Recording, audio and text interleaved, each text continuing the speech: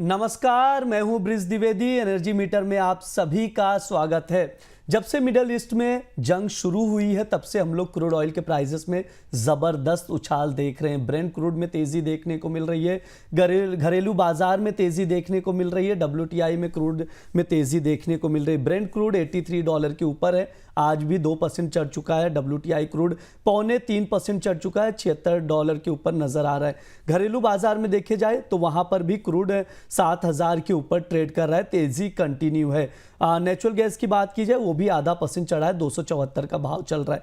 Middle east में अभी भी जो तनावपूर्ण स्थिति है वो बनी हुई है, जंग चल रहा है। स्टेट ऑफ हॉर्मुज़ को ईरान ने बंद करने का ऐलान भी कर दिया है, उसका भी असर देखने को मिल रहा है। विस्तार से इस पर वॉर पर समझेंगे कि क्रूड ऑयल पर क्या इंपैक्ट पड़ेगा आने वाले समय पर। क्या क्रूड $100 तक भी जा सकता है, इस सवाल का भी जवाब लेंगे। हमारे साथ जुड़ रहे हैं कोटक सिक्योरिटीज के head of commodity and currency research Anand Banerjee sir. बहुत बहुत स्वागत है आपका द बोनस में। नमस्कार सर, क्रूड ऑयल के प्राइसेस के लिहाज से मिडल ईस्ट में जो तनाव चल रहा है, वॉर चल रहा है अमेरिका, इजराइल और ईरान के बीच, इसे कैसे देखते हैं और स्टेट ऑफ हॉर्मुज़ का रोल कितना इंपॉर्टेंट है वो भी बताइएगा सर। हाँ, एक्चुअली देखिए अभी जो सिचुएशन है ईरान में, वो सिचुएशन काफ़ी फ्लूइड है। मतलब वो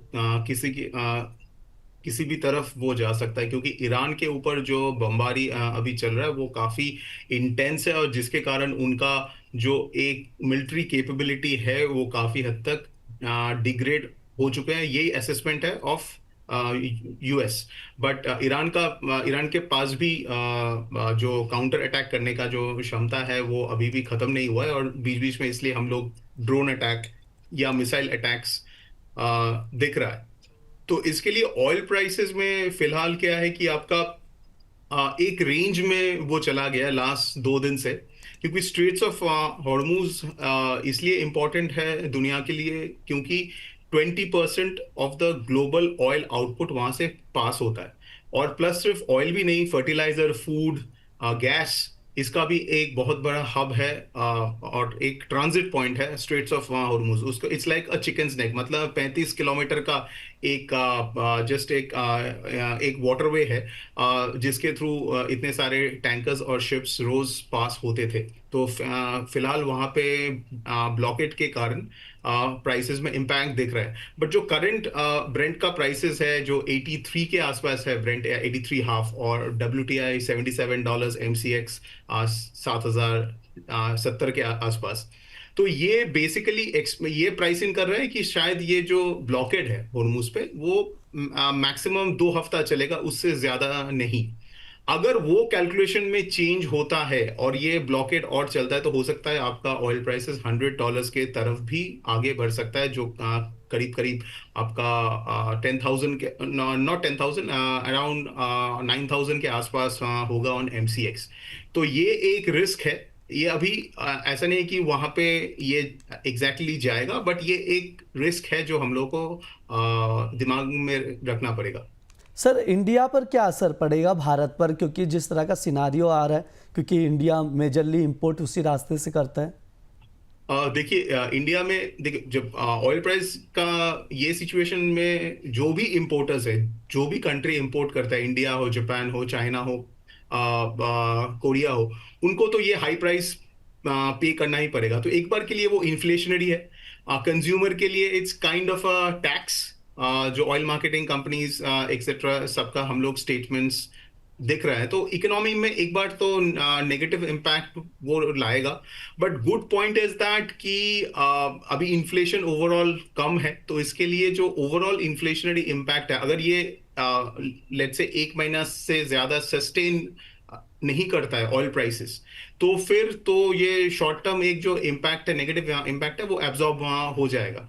बट अगर ये ऑयल प्राइसेस 100 के ऊपर चले जाते हैं, जैसे आपका 2022 में हुआ था ड्यूरिंग द यूक्रेन वॉर, $120 या $125 चला गया था, तो वहां पे ये नेगेटिव इम्पैक्ट कुछ इंटेंसिफाई हो सकता है, रुपये के ऊपर और प्रेशर बन सकता है, और आपका जो स्टॉक मार्केट और बॉन्ड मार्केट है उसके ऊपर एक नेगेटिव इफेक्ट बन सकता है, एफपीआई आउटफ्लो भी एक्सेलरेट हो सकता है। तो इसके लिए टोटली डिपेंड करता है कि स्ट्रेट ऑफ हॉर्मुज का क्या सिचुएशन होगा, ऑयल प्राइसेस का क्या लेवल्स होगा, कि कितना इंटेंसिफाई होगा ये इम्पैक्ट ऑन इंडिया। ठीक है, ये सर का व्यू है, उसके अकॉर्डिंग आप लोग देखिए। ये फंडामेंटल्स और ट्रिगर्स हैं जो प्राइजेस पे इम्पैक्ट डाल रहे हैं। अभी एमसीएक्स पे क्रूड देखा जाए तो 7,000 के ऊपर बना हुआ है, 0.25% की तेज़ी देखने को मिल रही है आज के सेशन में। सर ट्रेडर्स के लिहाज से क्या व्यू हैं आपके, क्या कुछ लेवल्स टेक्निकल चार्ट पे आप देख रहे हैं क्रूड ऑयल के? देखिए, इंट्राडे के लिए तो इसका जो मैं सपोर्ट मुझे दिख रहा है वो है 6960 से लेकर 6990। ये एक चार्ट गैप था, तो जो आज का ही था गैप, चार्ट गैप।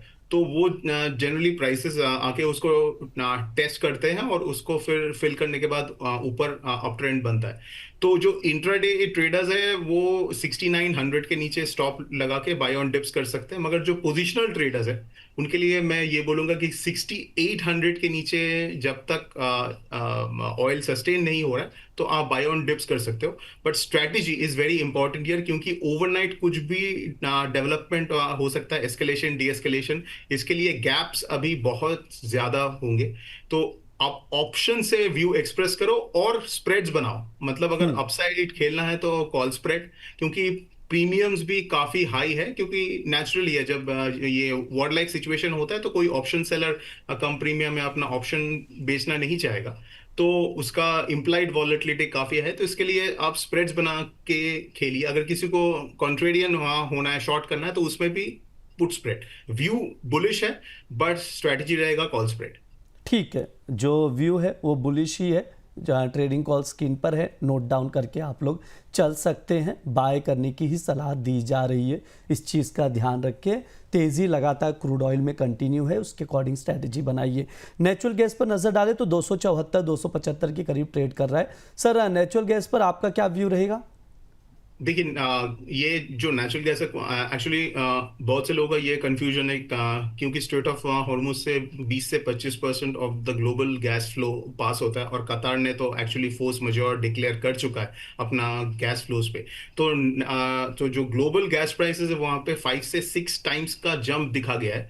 बट लोग अभी थोड़ा सा कंफ्यूज है कि ग्लोबली अगर गैस प्राइसेस इतना इंक्रीज किया है तो जो हम लोग का एमसीएक्स का जो प्राइसेस है वो अभी भी इतना शांत क्यों है। वो इसलिए है क्योंकि हम लोग जो गैस कॉन्ट्रैक्ट को ट्रेड करते हैं वो यूएस गैस कॉन्ट्रैक्ट है, और US is a net exporter, मतलब वहां पे कोई शॉर्टेज का इशू नहीं है, और वो एक्सपोर्ट करने का जो क्षमता भी है वो मैक्स्ड आउट है। मतलब उससे ज्यादा वो एक्सपोर्ट कर नहीं सकता, बिकॉज आपको एलएनजी में कन्वर्ट करना पड़ता है। उसके एक एक प्लांट बिठाने के लिए 5-6 साल लगता है। तो इसके लिए प्लस अभी विंटर सीजन भी नहीं है। तो मेरे हिसाब से अगर सेंटिमेंटली आप गैस हो सकता है 280 या 290 के तरफ जाए, बट हाई लेवल्स पे सेलिंग ही आना चाहिए इसमें, क्योंकि ईरान इसके लिए कोई फैक्टर नहीं बनना चाहिए फॉर द गैस फ्यूचर्स। ठीक है, ये सर की राय है नेचुरल गैस को लेकर, उसके अकॉर्डिंग आप लोग देखकर चल सकते हैं। सर समय भी होने आया, डिस्क्लेमर दे दीजिए। एमसीएक्स और एनएससी क्रूड और नेचुरल गैस फ्यूचर्स या ऑप्शंस पे मेरा कोई पर्सनल पोजीशन नहीं है, क्लाइंट्स का हो सकता है। जी सर, बिल्कुल स्टॉप लॉस मस्ट है, इस चीज़ का आप लोग ध्यान रखें। बहुत बहुत शुक्रिया सर आज की चर्चा में जुड़ने के लिए। धन्यवाद।